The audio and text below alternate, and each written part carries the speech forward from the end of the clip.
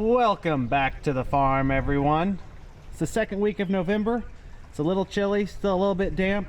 Although you wouldn't think so for what is seemingly a slow time of year, there's a lot to unpack in today's video with what's going on around the farm. Personally, and I don't know about you guys, I'd rather be packing things up and heading somewhere south and warmer. And if I didn't want to, I know for sure my wife and kids would love to go down there to Disney World or something. That's too bad though, we're not that high up on the totem pole. Maybe in a couple months we can sneak away for someone's birthday or something fun like that. Maybe go to Disney World. Sounds expensive. Among the many things on the list today, the first one we're starting with is getting the Hagee kind of ready for a big service. I've got Colton Menke from Menke Ag Repair. He was a John Deere technician for over a decade, if not two. He went out independently last year. I've had him work on the Hagee specifically because he's a phenomenal sprayer mechanic and he's also very experienced. It's nice to support a local guy that's just trying to get by and keep his family fed. So he's going to come over here in the next day or two, give me a full winter special inspection on this sprayer. Let me know if there's anything that needs change other than the oil, because I'll handle that myself. His professional opinion's worth a lot because the sprayer's very important to have running with good uptime. You have a mechanic look it over in the off season. They let you know what it needs or doesn't need. And while he's here, I may actually have him just switch the tires for me because half our help is elderly and the other half is injured. So might have a professional man like Colton do it and save us a little bit of potential injury. It's only November. I don't think we're actually done with the sprayer. We'll probably do a little bit of fall burn down. Not gonna open that can of worms today. It's a complicated subject. Maybe I'll talk about it later. I've already mentioned we're not completely done yet. We still got some tillage we want to do. We're weighing some options, some alternatives for proper management moving into 2025. The 8R370 is in at Sloan's right now getting the same type of winter service. They're inspecting it because it runs our bean planter, which needs to be timely, and it had a lot of hours on it dragging around the grain cart. We want to maximize uptime, so spending a couple $100 in the winter when things are slower usually works out in our benefit because they may catch things that are going bad or potentially are going to be a shortcoming of that piece of equipment. We want to maximize uptime. That's the theme of these services. The lightly used 8R340 that Dad purchased last spring to pull the corn planter isn't going to get a winter inspection because it hardly gets any hours running the corn planter, maybe 70 to 80. It was fully inspected, full filter change before we acquired it, so there's no reason to spend the money on that inspection. It's hardly been ran. It's really the combination of a planter and a grain cart that puts hours on, particularly the grain cart, because you put a lot of low idle hours on a machine. I probably put 250 at least on that 8R370, yanking around a heavy cart. Doesn't hurt to have it looked over. I've been running into an issue on the sprayer where if I don't completely drain out the water, I get some algae building up in the tank from it sitting out in the heat. I dropped some chlorine in here. I don't know if that'll shock it all out. Are any of you guys running something when you're letting your sprayer sit to keep your tanks from gumming up? I don't think it's really a long-term concern. It's just very inconvenient and kind of nasty to look at when you're sitting around doing nothing. I moved the monitor back to the sprayer so we could access the NORAC control panel. If we do end up spraying some burn down, I'll have to have the monitor. Yet I also need to do some mapping on the new fields we acquired. That'll also require this monitor because it's the only movable monitor we have. I'm also waiting on the soil test on that new farm. So there's more than one thing holding us back right now on how we move forward. Really quick, I'm just running some of this rinse water out of the tank, out of the boom, just trying to get some of that stale water out. No herbicide in this. And it also makes it easier to change the tires if you don't have 5,000 pounds of water on the sprayer. Might as well do an air purge for good measure.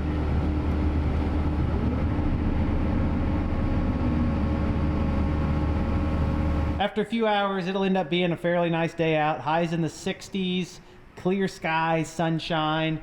We may be able to think about doing some more tillage after the moisture gets off from the rain from last week. Also have some anhydrous going on here if the ground dries out. A lot of considerations. We're just kind of waiting on that moisture to wick out. It gets cold at night, so a lot of that's coming up, and you wouldn't think there'd be a lot of moisture to wick its way up because it's been so dry. Yet an inch and a half, 2 inches of rain soaked in quick. Our essentially extra 9460R that we use as a backup needs new batteries. The finance committee, because they're penny pinchers, and I can't blame them, don't want to change the batteries until next year. So I'm gonna go ahead and put this trickle charger on it. It'll maintain the batteries enough that they'll start. That way I can take my remote jumper pack out and put it back in my truck, because we've had it in there in case of emergencies, and it is effective enough to start this tractor. I would just like to have it back in my truck if something needs started, or if I have an opportunity to be a good Samaritan, help someone else out who has a dead battery. It's easier than using jumper cables. This is a Noco Genius Pro 25. I've used it on a few things. It works good. Maintains the battery. Obviously, there's only so much maintaining on a dead battery you can do. We're gonna try that. We're gonna test the limits. It says really long cords to the alligator clamps. It's user friendly. Red to black, black to red. Lick it, make sure it works. I'm guessing this being a quarter way on red means that the batteries were pretty much out of juice. They're bad. I know one of you in the comments is a battery expert here. We've got 3 batteries wired together. They run the tractor, obviously. What else would they be running? That was a silly comment. How do you hook them up? Should the positive go on any specific one of these batteries? Should the negative be on a negative, or should it be grounded to the frame? I've been told numerous different things. Dad changes his mind every time we hook something up. Let me know in the comments what's the best way to charge batteries. This was the goal. We just want this back in my truck. This tractor does have a battery shutoff too. It's just a battery issue. 10 years old. It's a 2014. 1,400 hours on the tractor maybe. That's actually a pretty darn good run for the factory batteries. Usually they need changed every 3 or 4 years. This set lasted a long time. I bet it actually has a lot to do with the battery shutoff. I think those are a no-brainer. If you do not have one on your tractor, install one. They make your life so much easier. They make batteries last longer, and there's a lot less chance you come back to the field with a dead battery on a tractor and it won't start. That doesn't make a whole lot of sense. It said it was dead, and then 60 seconds later it says it's on 4. Now that I think about it, is Genius Pro not a really arrogant name for a product? Hilarious word choice.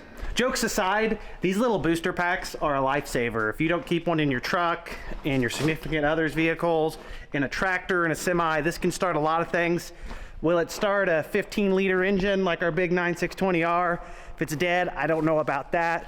A lot of things it'll start like that, with maybe a little bit underwhelming cold cranking amps right now because the batteries are shot. This started, and that's a 13-liter, so it's got a lot of juice under the hood here to start things, and you don't have to hook up jumper cables from like a truck or something. So I recommend getting one of these. They're great to have in an emergency. I need to interject really quick to tell you about the great deal that Farm Focused is having on my merchandise, as well as some other big creators like Millennial Farmer, Larson Farms. There's a handful of channels, content creators that have opted into an early access Black Friday sale on all merchandise through the 24th of November. If you use the code EARLY20, you will get 20% off. I've got a bit of merch there on farmfocus.com that I really enjoy, whether you're an adult or you have a child.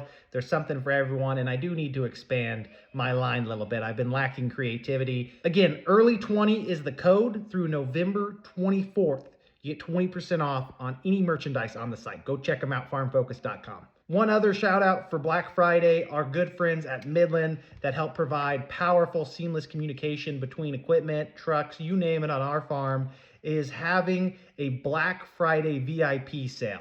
Follow the link in the comments to sign up. They're going to have some tremendous deals. Last year, they were almost bin buster prices. So head over to that link if you're interested in stocking up on radios. Sorry to interrupt, but I had to tell you all, back to the action. It's supposed to cool off a little bit more later this week, and I want to work on the seed tender, get it out of the way before I get the wintertime laziness. I'd like to use this heater over at the other shed to keep us warm. Unfortunately, it's kind of heavy, and I don't have any extra help right now. I could call Chris, but I'm not sure he'd really aid much in the lifting efforts. So I'm gonna use the forklift to put it in the truck to take it over there. And I'll also need the forklift over there anyways tomorrow or Wednesday, because we're gonna change the tires on the Hagee. This does have a lifting handle. If I take the extra fork extension off the forklift, I think I can pick this up. Or I may ruin it in the process. We'll find out. This is all assuming that the forklift's even gonna start.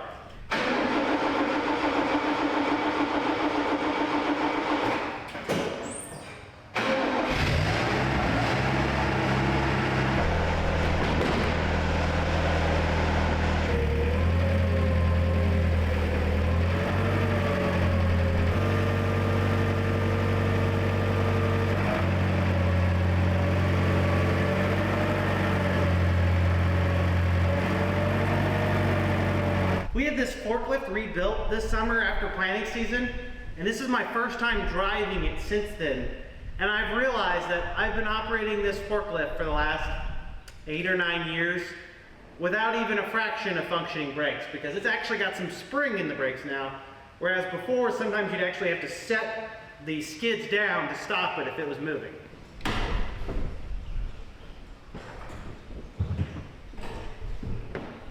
I think my toxic trait is that I cannot get near anything involving a diesel fuel pump without accidentally either spilling it on the equipment or myself. And the laundry lady, Allie, my wife, complains extensively about running laundry through after cleaning clothes that have diesel fuel in them. So I got to be a little bit better about that. And of course, the environment and wasting money, those are somewhat important. Chris gave me a ride back to the forklift. We're going to move it over there. I'm not kidding, look at these brakes. They're actually stiff for once. One day, many years from now, we're gonna have everything centrally located and not have to move everything around, have a fancy shop. Just waiting on the lottery to hit. We'll get there one of these days. We got the forklift and old Mach 2. Need a seat belt, don't have one.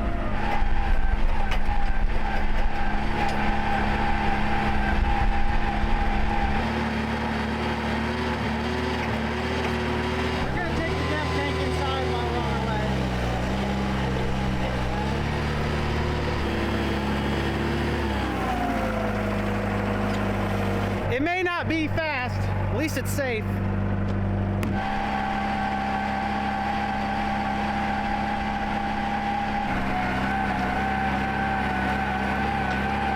We had to jettison the load, couldn't make it over the top.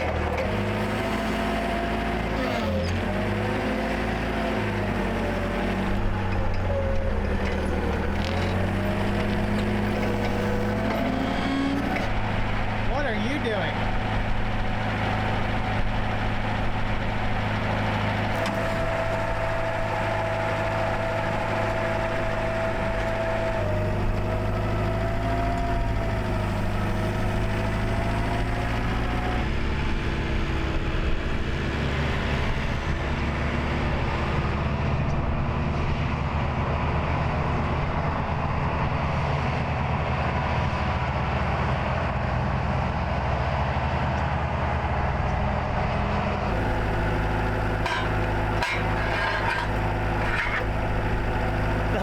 Part about this forklift was rebuilding the brake system, and it was completely shot. It cost more than what this forklift was worth on trade for a used one.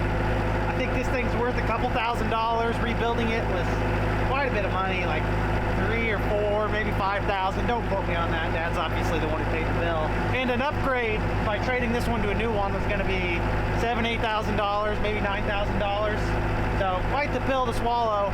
And this one runs just fine. And honestly, with the new brakes, it's a pretty sharp little thing. That chicken that was out here found its way into my little workshop and had gotten up on all of my shelves and was knocking over spray paint and all these things. Adventurous little creatures. It's no wonder that they die so easily. I'll put a picture up just for fun. I told my wife that these things are getting out of hand. The sun has been shining, the wind has been blowing. We're gonna switch gears a little bit and start doing some tillage. I'm gonna start for a little bit, and then Jeff will probably take over once he's done eating lunch. Just doing a little walk around, and this is completely irrelevant because we don't even really use the fore and aft. It looks like the sensors come unattached. I believe that is supposed to be attached to that rod, and that works. The sensor, I'm assuming that's behind that plate. Again, we just set it and forget it because we don't actually have 5 remotes. We have 4 remotes. You need 5 remotes because you've got one for up and down, one for fold, one for baskets, and one for gang angle. And then we just don't hook up the fore and aft because it seems like the least important. Once you set it, you don't really need to mess with it. Oh yeah, forgot to mention, we did get the other tire put back on. That bracket fell off, and then the tire got ran through the disc. So the tire was ruined, disc was fine. It's built rather sturdy. Putting that back on wasn't that difficult other than needing the loader to kind of assist lifting it back up. What had happened is on the bottom of this master pin here, there's a roll pin.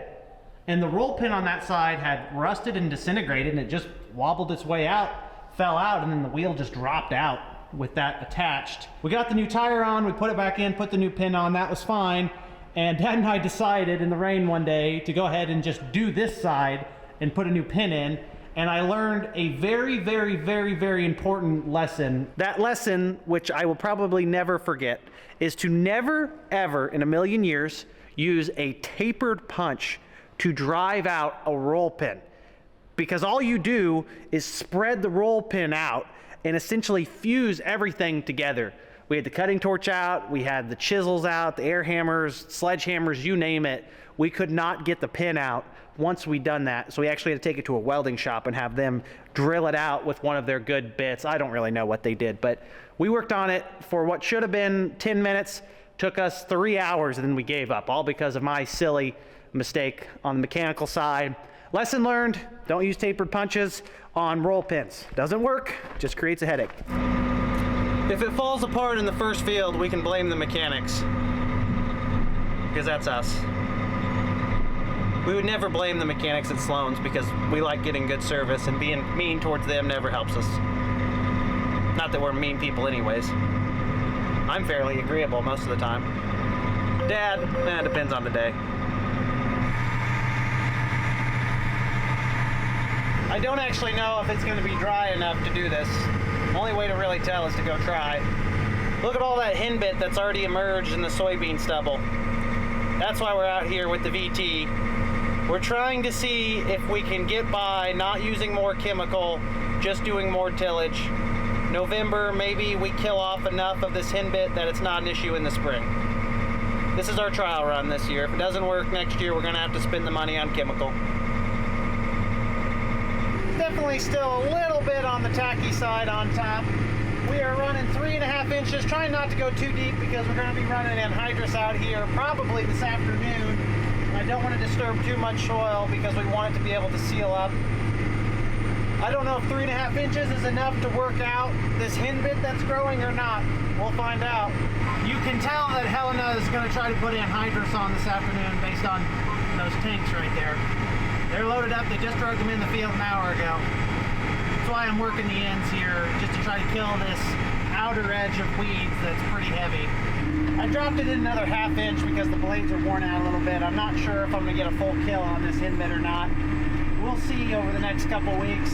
I left a little check strip that I'm going to try spraying by hand to get a little bit of a comparison so we'll know for next year. Oh, there's my curtain call right there. Time to leave before they put on the gas. A spot like this is going to be a really good test to whether or not the vertical till is a viable solution for killing off the hen bit and chickweed. I definitely cut it up. The question is, did I deroot it enough to terminate it? If I didn't, we will know here for sure because there's just so much pressure from winter annuals that they will be back. That's the real problem with shallow tillage like a vertical till for weed pressure like this. There's no way that it's 100% effective.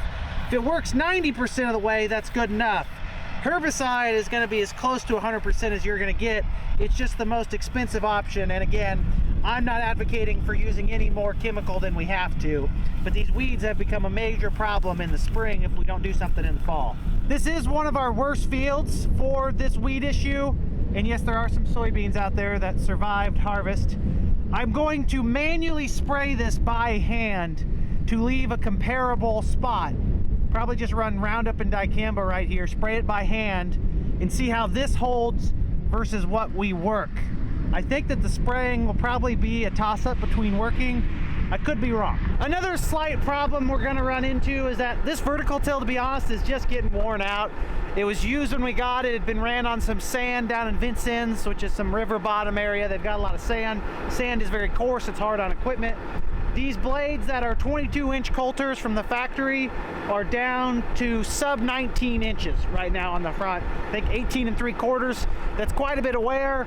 It raises the question, if you're setting it to 4.5 inches in the ground, how deep is it actually working? It's hard to tell for sure with how it churns the soil over. Do I need to set it at 6 to get it to work 3? What do we need to do here? Because we want a good job of chopping and cutting. This will either need traded off or rebuilt this off season. It's just getting worn out. I worked the edge of a few fields and then worked this field for about an hour. Jeff's gonna take over and finish it. Should kill the weeds and then dry it off enough. They're gonna put some anhydrous on this afternoon.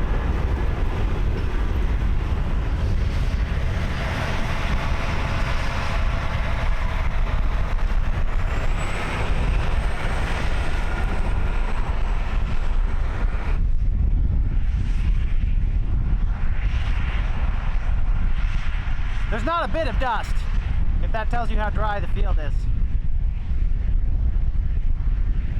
This is exactly the type of dirt that does like tillage. You work it, and then it starts to dry out quick. November is the same as early April. If it rains, it's just not warm enough outside to dry the ground quickly. It'll dry if it doesn't rain for enough days in a row. You just haven't had that. I'm not complaining, that's just the state of our farm right now. No big deal. Helena's hitting it hard down this way. They've got 2 small bars putting on anhydrous ammonia for us. One here behind Dad's house, and then another one about a quarter mile to southeast. Putting on around 100 pounds actual. I'm not going to talk too extensively about it in this video. Maybe the next one I'll talk about our nitrogen considerations with the information from this year and maybe what we're trying to change moving forward. For now, most of our fields, about 75%, are going to see 100 pounds actual of anhydrous ammonia.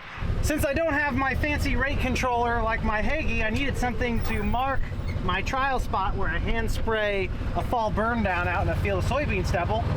And thankfully, someone put all of these yellow flags in our yard. They say buried goss. I don't know what that is, but we got some free flags. I guess if they're important, we'll find out shortly. They just keep going. It's like a gift from the Easter Bunny. I didn't know they were putting anhydrous on this little patch, so it screws up my program a little bit. But we're gonna mark it off, and then I'm gonna hand spray some dicamba and Roundup.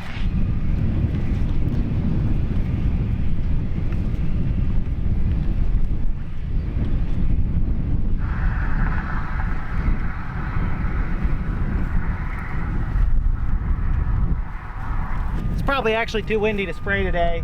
This doesn't really count, I'm hand spraying. Rules don't apply. Just kidding, they actually do apply. Hopefully no one needs their buried goss signs. I don't know what those are for. I'm putting out my 3rd little trial where I'm spraying some of these winter annuals. I didn't count my flags right because I'm missing a flag, so I need to square this one off. This will be a really good comparison because we're not putting anhydrous on this field. Yes, there's a field right next door they're going to put anhydrous on, but not here. So it takes the tillage of the anhydrous bar out of the equation. We'll actually get a good side-by-side between what the vertical till is bringing to the table in terms of eradication of winter annuals and what a light herbicide pass would do. In the fall, these weeds are seemingly innocent. They're kind of underwhelming and mundane. There's not a lot of mass out here. You think they're not going to be an issue, except for they don't die when it freezes, and our winters are trending warmer, at least they have been for the last few years. That puts us in a predicament from a management perspective, because if we do not do something with these weeds in the fall, these little things right now, by springtime, with the help of our warm winters, will be a very big issue for our field cultivators. We either have to spray them, work them, or of course you could always do some kind of a cover crop that would choke them out. I don't think we're going to do a cover crop ahead of corn. I know some of you do, just not really something we're looking to explore, maybe ahead of soybeans. That's why we're looking at different routes here. There's pros and cons to everything. I may get up on the whiteboard in my office and kind of talk you guys through my thoughts on using tillage versus using herbicide. It's been a while since I've done any kind of in-depth breakdowns. The entire point of putting this whiteboard in the office was so I could illustrate to you guys different management decisions on the farm. I've done my best to kind of outline the different factors you have to consider when it comes to spraying versus tillage if you're trying to control winter annuals. So if we talk about spraying first, and it's something I've really been hitting on over the last growing season, your pros to spraying: it's more reliable than tillage. There's varying degrees of effectiveness depending on how much money you want to spend. In terms of initial burn down, I think it's almost always 100% effective. It's just a matter of how much residual herbicide power you have in case there are late germinating weeds that come up. There is less equipment expense / depreciation with it, and of course it's not tillage. It's funny because when you compare those two things, you can put tillage as a pro and a con of both sides, because some people think tillage is great, some people think tillage is terrible. There are definitely some advantages and disadvantages to doing tillage. The cons to a fall spray pass is that it's very cash heavy. I'm going to briefly talk about the economics, of course. Just know that fall spraying does have a lot of cash involved because you have to buy the chemicals to apply them. More chemical use, I'm never an advocate for that. There are certain situations though where more chemical is needed, And if you want to go the chemistry route to control the weeds, you gotta use more chemicals. That's kind of intuitive. And if you believe there's benefits to tilling ground, you're not gonna get any benefits of tillage with a fall burn down. When it comes to the light tillage, and I'm just talking about a disc or a vertical tillage, the pros are the advantages of tillage: soil turnover, residue downsizing and decomposition, quicker drying in the spring if you believe in that advantage, and it's a non-cash expense unless you owe money on the tool. So when you take your tractor and your vertical till out in the field, there's actually no direct expense other than fuel and labor. If your tractor's paid for, the money and value you're losing isn't actually a direct value out of your pocket. You're not writing a check for that. What you're losing is depreciation. So that money is getting taken off of your balance sheet. You just don't have to directly write a check for it. So that is essentially what I mean when I say cash versus non-cash expense. You have to pay for the herbicides you apply. When you pick them up or when you buy them or when you're sent the bill for them, you have to write a check. The tractor running through the field, you already own it, you're just losing value on your balance sheet. So that's the difference there. Now let's dive into the cost. I'll start on tillage because it's a little bit simpler of an analysis. I put that 9460R at about $150 an hour depreciation all in. Your mileage may vary. I don't know what numbers you guys use in your spreadsheet. This is arguably a pretty heavily depreciated tractor. It's not depreciating like a brand new $600,000 rig. I don't know if a 1700 hour 9460R is worth 200 grand in today's market. I think $158 an hour should cover some of your deferred expenses, repairs, and basic depreciation. If you're averaging 30 acres an hour with your vertical till, that's $5 an acre. Again, you guys may disagree. Interject in the comments at any point on your thoughts on this analysis. The vertical till, that's a little bit tougher. These are high dollar tillage tools. They're not cheap to buy for tillage equipment. And they have a lot of wear parts like the discs that are expensive to replace. I put a flat $5 an acre in my spreadsheets when I try to calculate costs on the farm. Maybe too low. I don't think it's too high. It could be too low. Fuel, I've seen a lot of 0.8, 0.7 to 0.8 depending on depth, gallons an acre. On stubble, it's probably actually lower than that. If you're working soybeans, it may be 0.5 if you're going 4 inches. I like to err on the high side because it's easier to have extra left in the pocket than it is to foot more out if you under account for expenses. At $2.70 a gallon right now, 0.8 gallons per acre, that's $2.16 an acre. Labor, we don't pay a lot of labor. We don't bring in outside help. We have a lot of family members that are tied into the management and the operation of the farm. So although we don't have a labor expense directly, I think it's good to be honest with yourself because one day you may have to outsource for help.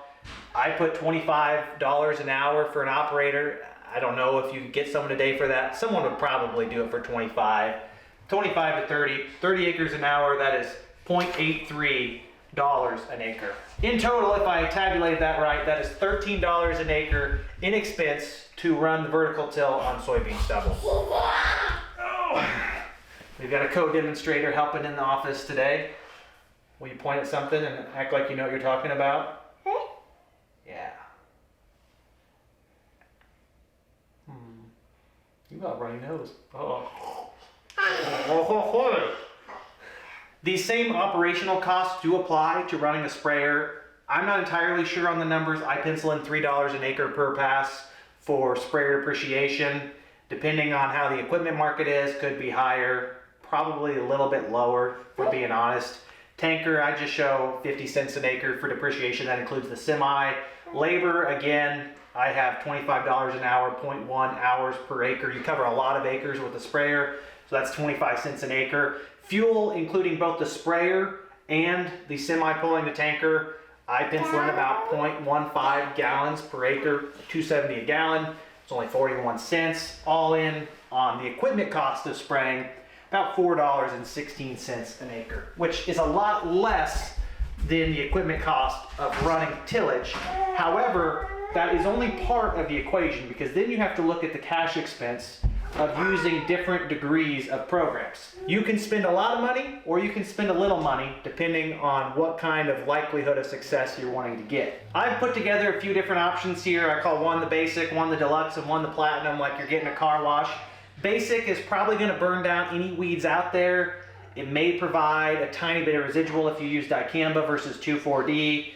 In this instance, 10 ounces of dicamba, 22 ounces of glyphosate, that is $8.70 an acre. I know some guys do not run any kind of grass control in their fall burn down.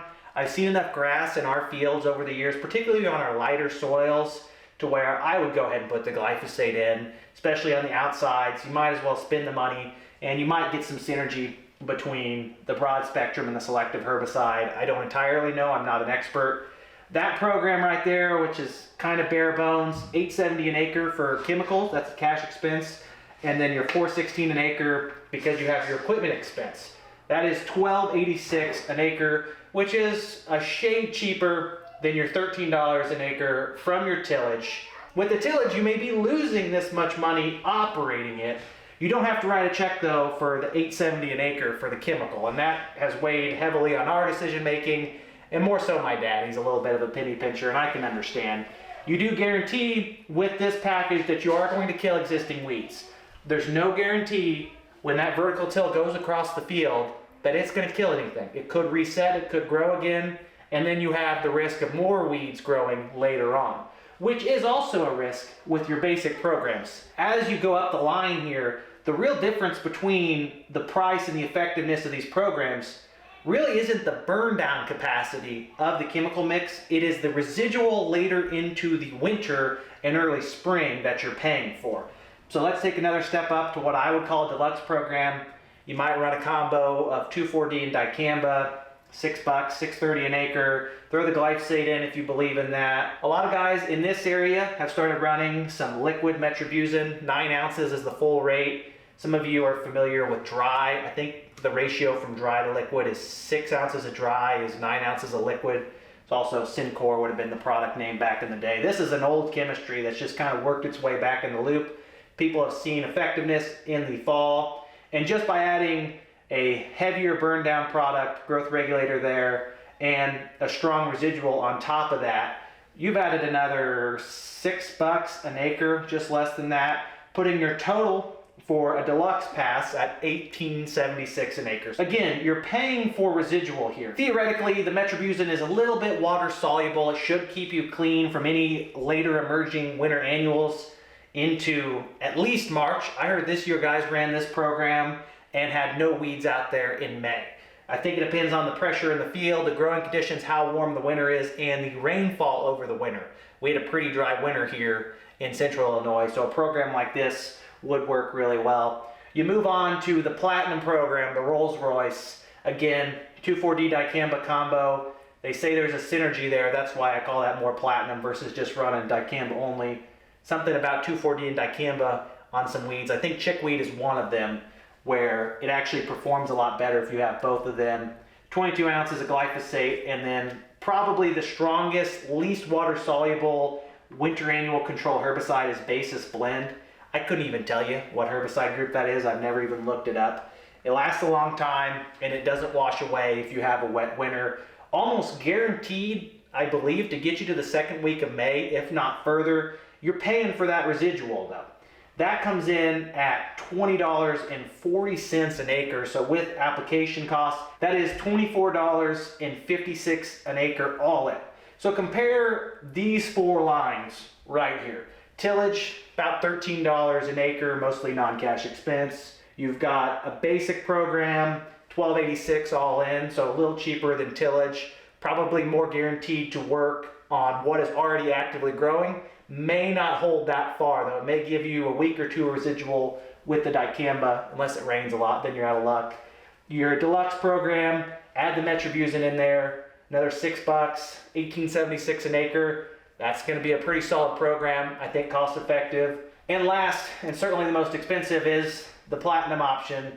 You throw a Basis Blend in with whatever burn down options you like to run up front. I believe Corteva or whoever even provides Basis, I don't even know who makes it, does actually warranty it. So if your field is not clean in the beginning of May, or maybe it's the end of April, they will pay to come spray it and burn down anything out there. The problem with every different decision here obviously comes down to cash versus non-cash expense and the effectiveness of the program.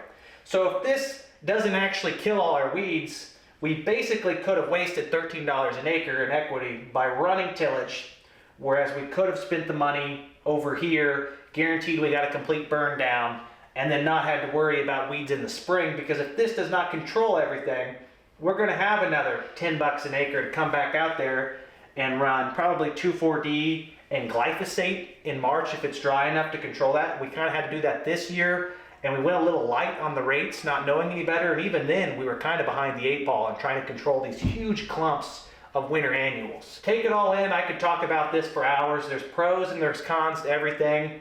If you ran a much heavier tillage pass, not necessarily a light disking or vertical till, if you took a disc ripper out there, probably much more likely that you terminate all of your winter annuals. The vertical till is just very fuel efficient, time efficient, you cover a lot of ground.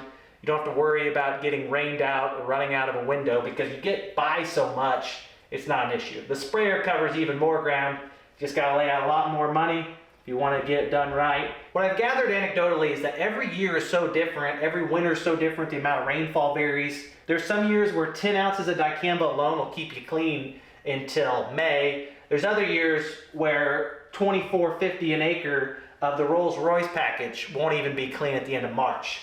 So we really don't know until planting time what was the best option. I know some guys this year that have run heavy programs like this are trying to run the discs because it's just cheaper. You don't have to lay out as much money to do it. We'll see, because I'm not confident that we're gonna get a full termination where we ran the vertical till. If we can control 80% of the weeds, that only leaves 20% out there in the spring for the field cultivator to get through. That would be the last consideration, is your tillage practices in the spring. If you are a no-tiller, or if you're a strip tiller per se, you almost have to run something with some burn down and some residual, because you don't want to run spring tillage. You don't have something in the toolbox that'll come out there and effectively clean the slate. There's a lot of options here to weigh. I don't know that there's any perfect choice, so to speak. I just know that some are going to cost way more than others. You typically get what you pay for when it comes to herbicide expense. And we'll see what happens going forward. We'll have a good example on our farm. I've got some trials laid out. And if we don't control the winter annuals this year and we have to take care of them next spring, we may have to start considering one of these residual-based fall programs, because those clumps of weeds in the spring, even if you have a field cultivator, I do believe cause your planter row units to jump out of the ground. You're getting poor seed to soil contact if any of that organic matter is buried in the trench with the corn plants. Ultimately, both of those result in varying degrees of effective stands out there. If a corn plant starts at a significant disadvantage to its neighboring plants, and I'm not talking a day or two, I'm talking if it's a runt or if it's a week behind, you name it, it effectively becomes a weed. Because it doesn't have full yield potential, it starts to kind of get shadowed out by its neighboring taller corn plants, yet it's still taking nutrients and water from underground, just the same as the big ones, and it could be costing us money. These all could be money well spent if you could sit down and see the yield data of how much a perfect corn stand is worth. Apologize if that puts you guys to sleep. This was the best way I could lay this all out. I think it should give you a relatively good idea. Some of you know this like the back of your hand. You know chemicals, you know farming. I'd love for you to drop some comments down below what you think, what your opinion is, and maybe what you do on your farm that's worked well for you. I know that cover crops are the third option, but they require different management. I think you sacrifice yield running cover crops ahead of corn. I personally wouldn't do it, but I know some of you have made it work. Graham's telling me it's time to quit, so back to the action. Oh, look at that. We've got dust for once. It's dusty.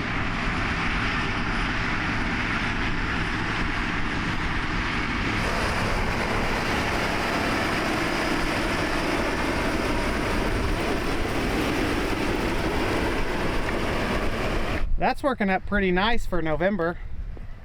It's supposed to start raining again in another week. Is that one gonna die? Little hen bit. Small now, mighty by the spring.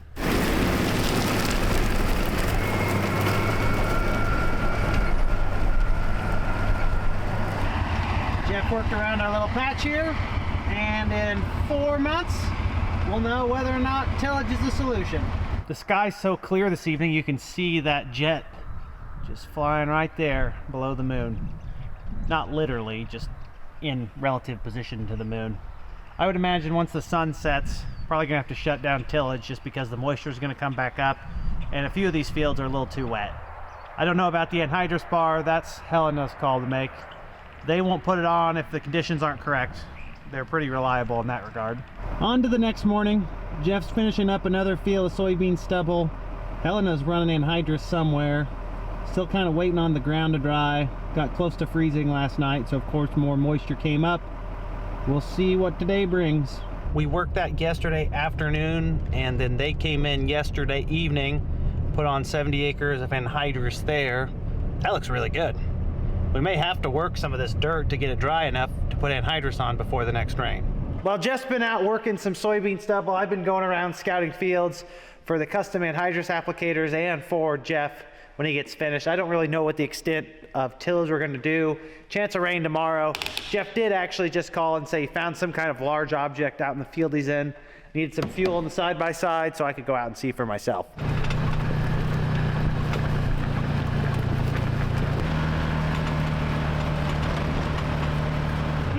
Doesn't matter if it's spring or fall. Freshly turned dirt smells great. Jeff said, I don't know what this is. It looks like it's off a combine or something. I don't have the heart to tell him that's literally off the vertical till. I think that's that piece of plastic that hangs over the side that helps with the dirt actually moving over. Bring that over here real quick. I want to look at something.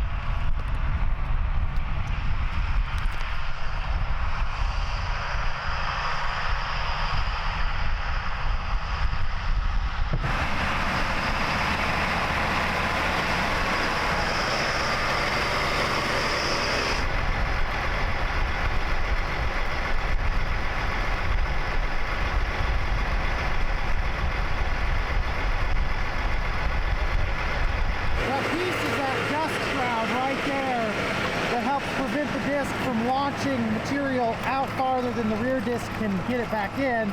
We actually lost that last year, and it's found this year. Full circle. This bolts onto the bar behind the discs that holds the scrapers, and it just broke off.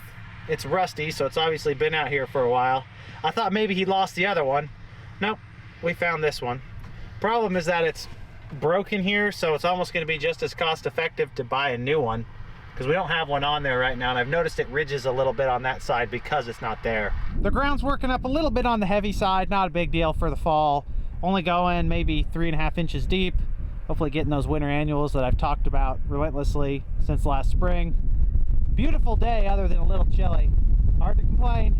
I've got just enough caffeine in me right now to be motivated enough to go try to fix a couple tile holes that are just 1/8 of a mile down the road. Chris and I are gonna work on that real quick while Jeff finishes working this field. We've got 2 big terraces on the northeast 40 of this field just west of home. We had a tile guy come in and knife in some laterals in the bottom of them to kind of dry them up quicker because they're usually a wet spot.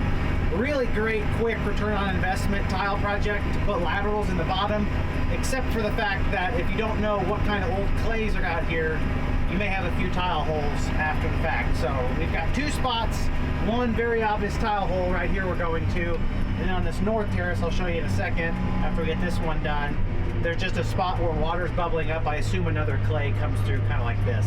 We're gonna dig a little bit and get the tile probe out and kind of gauge the depth so we don't tear out the new tile. Assuming the old tile's shallower.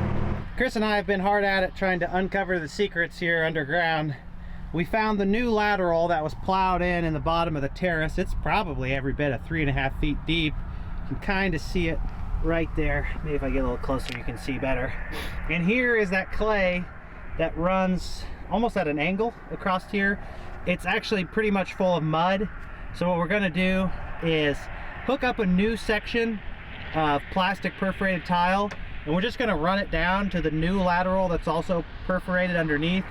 And hopefully if it's still pushing any kind of water, that water will just seep into the new tile. If by chance this doesn't fix the issue, we'll know by next spring because the spot will be really wet.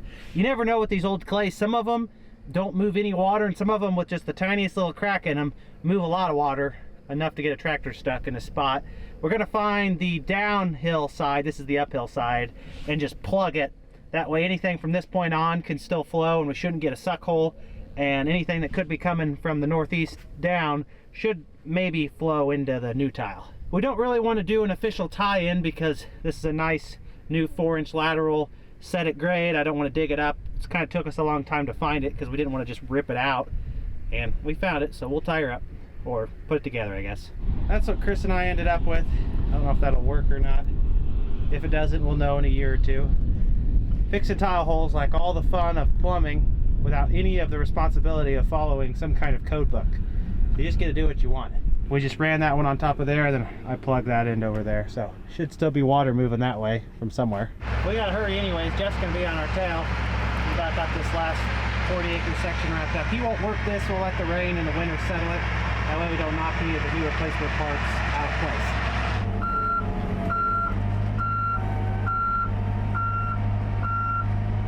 I ran out of caffeine before I got to the second tile hole out there. The first one took longer than expected, which is the norm for me, and the sun's going down thanks to daylight savings time.